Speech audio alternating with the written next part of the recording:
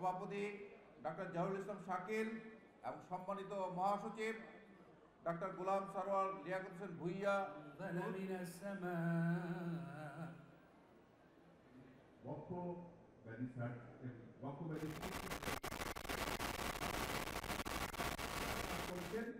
আমি তাদের নাম বলছি।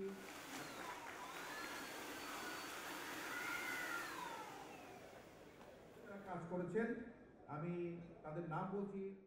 দি chest and heart association of বাংলাদেশের এই গোল্ডেন জুবিলি উপলক্ষে আজকের এই অনুষ্ঠান আয়োজিত হয়েছে। এটা দেশের প্রাচীনতম আসলে পেশাজীবী সংগঠন। এখানে আমাদের পালমোনোলজিস্টদের সংগঠন চেস্ট অ্যান্ড হার্ট অ্যাসোসিয়েশন সবাইকে একত্রিত এখানে আনতে পেরে আমি খুবই আনন্দিত।